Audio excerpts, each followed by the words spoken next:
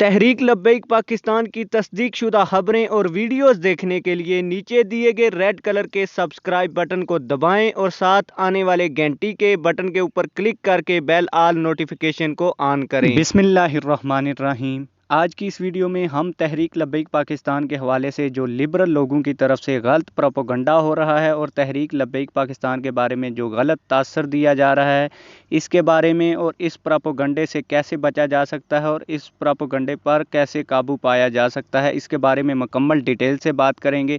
آپ لوگوں سے گزارش ہے کہ اس ویڈیو کو مکمل دیکھیں تاکہ آپ کو بھی اس پروپیگنڈے کا علم ہو سکے اور آپ اس پروپیگنڈے سے بچ سکیں۔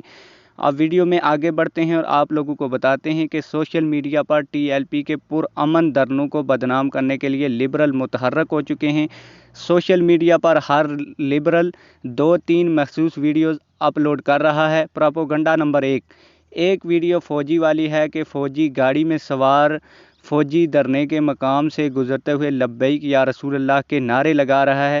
اس ویڈیو سے وہ لوگ ایسا تاثر دینے کی کوشش کر رہے ہیں جیسا کہ یہ دھرنا فوج کی خواہش یا حکم پر ہوئے ہیں۔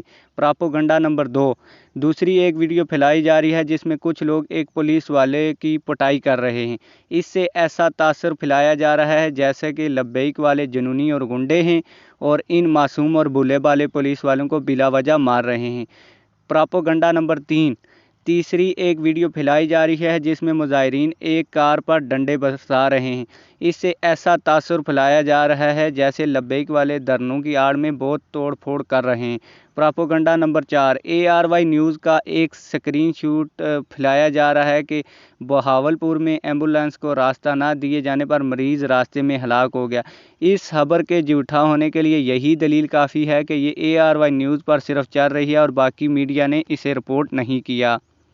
اس سے ایسا تاثر پھیلایا جا رہا ہے جیسا ہمارے دھرنوں میں ایمبولینس کو راستہ نہیں دیا جاتا۔ پروپیگنڈا نمبر 5 لاہور کے ایک اسپتال کے کسی ایک ڈاکٹر کا بیان جیو پر چلایا گیا کہ دھرنے کی وجہ سے ہمارے اسپتال میں آکسیجن گیس ختم ہو گئی ہے۔ اس سے ایسا تاثر پھیلایا جا رہا ہے جیسا لبیک والوں کی وجہ سے ملک کے سارے اسپتالوں میں دوائیاں آکسیجن ختم ہو گئی ہے۔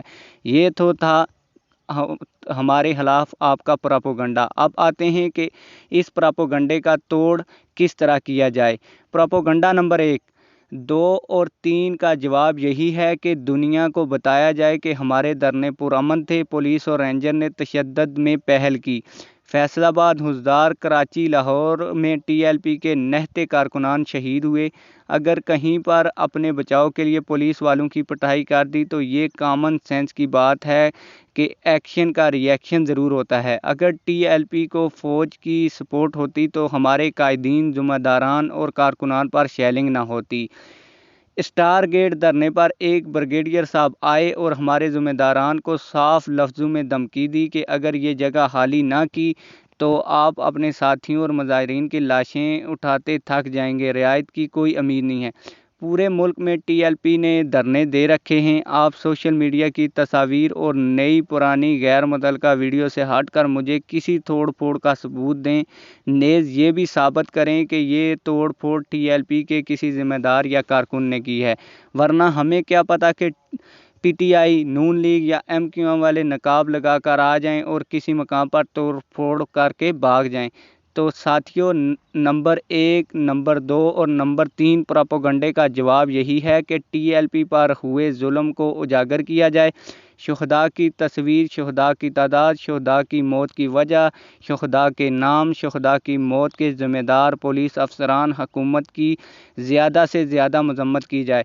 پروپیگنڈا نمبر 4 کا توڑ یہ ہے کہ بتایا جائے کہ یہ خبر ہی جھوٹی ہے اور اگر یہ خبر سچی ہے تو ARY نیوز کے علاوہ باقی تمام میڈیا نے اسے رپورٹ کیوں نہیں کیا۔